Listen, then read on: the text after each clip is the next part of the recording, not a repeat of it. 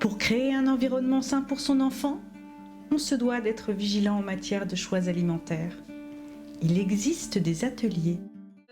L'idée de l'atelier de cet après-midi, c'était de sensibiliser les parents et les enfants à l'alimentation, à la diversification alimentaire et à l'alimentation.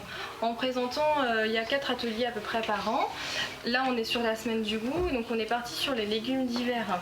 Donc on a cuisiné différentes façons. On a fait un potage carottes potiron, on a fait un flan épinards chèvre et un gâteau de carottes. L'enfant il aime bien le gâteau, donc là il y a de la carotte dedans, donc sans le savoir il vient de manger un gâteau et de la carotte.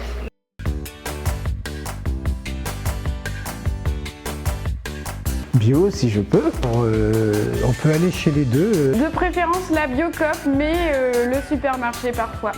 Vous pouvez faire vos courses sur les marchés, chez le petit commerçant du coin, dans les grandes surfaces où il existe des rayons avec des légumes et des fruits biologiques.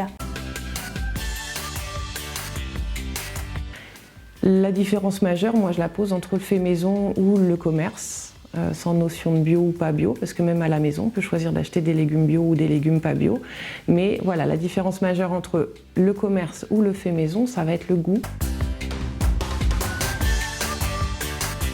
Le choix entre le fait maison et les petits pots du commerce, ça va être, je pense, plutôt une question de choix personnel. C'est vrai que le fait maison, on va mettre l'accent sur le goût.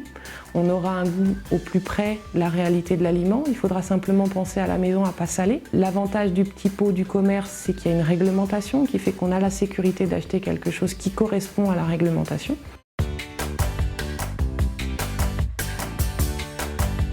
Ah, le fast-food, plat préparé. Bio. La plat préparé.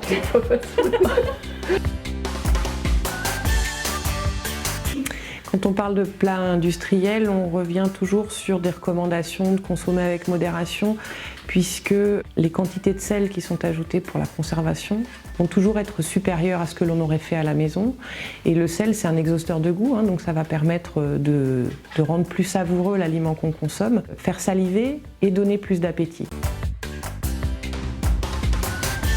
On prépare les légumes, on va avoir quelques petites recommandations qui vont surtout être liées au nettoyage du légume pour éliminer les produits de conservation qui vont être mis dessus, les pesticides un peu, mais surtout les produits de conservation en fait, pour que les légumes et les fruits restent jolis sur les étals, on a tendance à les recouvrir d'une substance. Si on veut aller un peu plus loin, on peut mettre quelques gouttes dans un bac ou dans une bassine, on va mettre quelques gouttes de vinaigre blanc.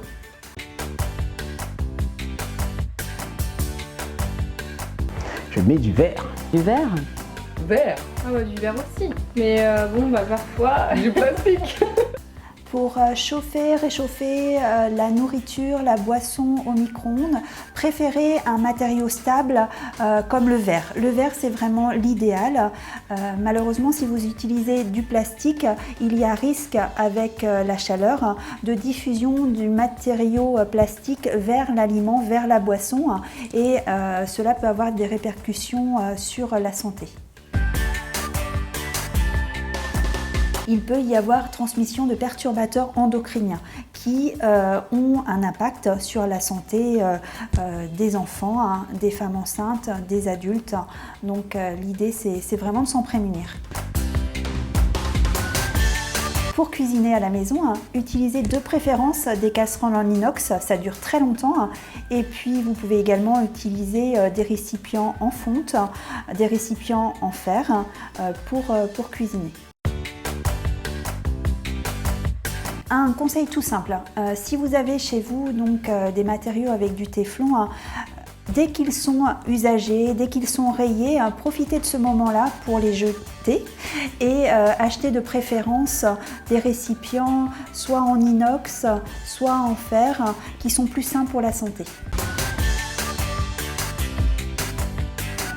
Un petit conseil, pour conditionner vos aliments, vous pouvez tout à fait récupérer vos anciens pots de confiture, vos pots de légumes, des bouteilles en verre de ce type.